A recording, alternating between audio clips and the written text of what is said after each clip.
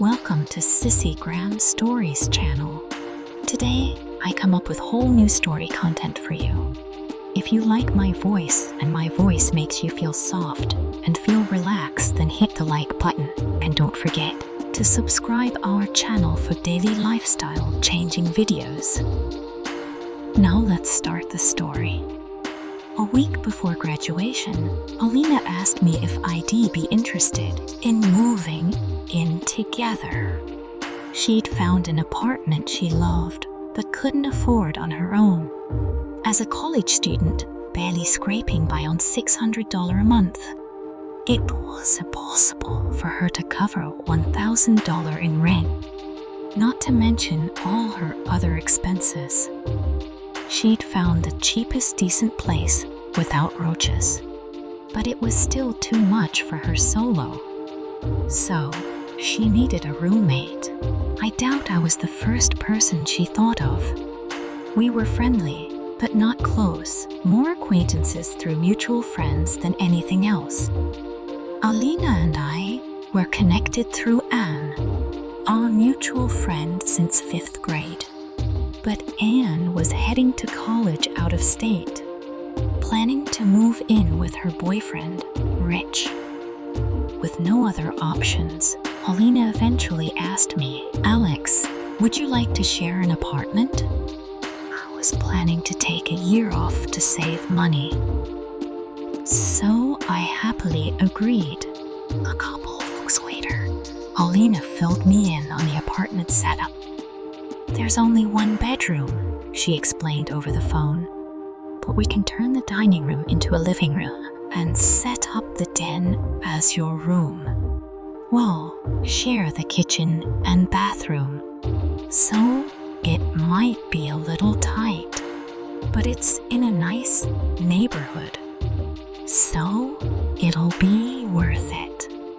The apartment I'd been looking at was in a rough part of town, so this sounded like a big improvement. Moving day came, and the place was small but had high ceilings, giving it a more spacious feel. Alina took the master bedroom, which was bigger, and I moved into the den. At first, I protested since she had more space, but she gave me a soft look and said, "Alex, I'm covering all the food expenses, so it balances out." She was right, of course, and I let it go. Over the next month, we settled into our routines. I started working at Giorgio's Italian restaurant, while Alina managed full-time school and work. We began to bond, watching old movies together like Sabrina and Roman Holiday. She had a way of coming up with ideas that always seemed obvious after she said them, even though I hadn't thought of them myself.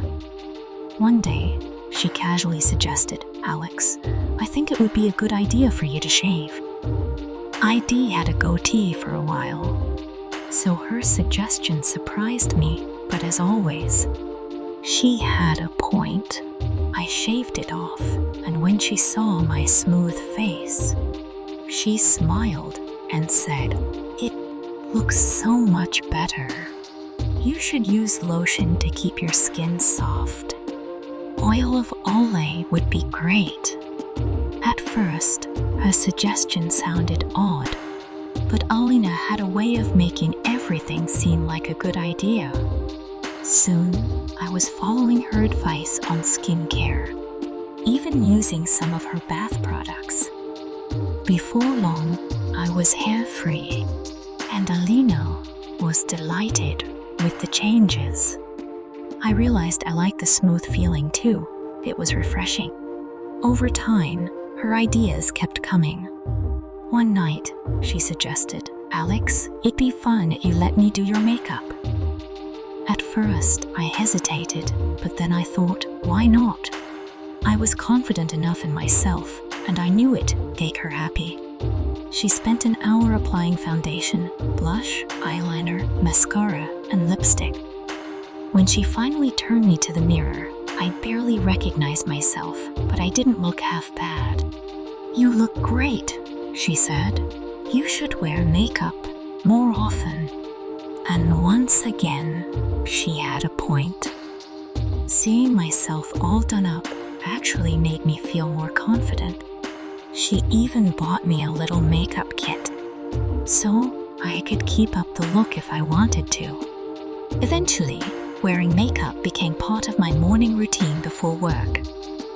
I started looking forward to it. It was like a ritual. But one day at Giorgio's, my manager pulled me aside and fired me, saying the look didn't fit the image they wanted. Alina reassured me, "Don't worry about finding a new job. I just got a raise and can cover the rent myself." I could really use help around the apartment, though. You could cook, clean, and keep things organized. It seemed like a fair arrangement. She was covering the rent, so helping out around the house was the least I could do. Before long, I was taking care of all the household chores, and Alina even started giving me a small allowance. It felt nice to contribute in my own way. As time went on, we made a few more changes to the apartment. To make room for a dining table, we moved my bed and dresser into the living room, which created more space in the main bedroom for Alina. Soon, we started sharing a closet, and eventually, Alina suggested we share clothes as well. "We're about the same size," she pointed out. "They'll save us money, and we'll have more outfit options." At first, the idea of sharing her wardrobe felt strange. But as usual, Alina was right.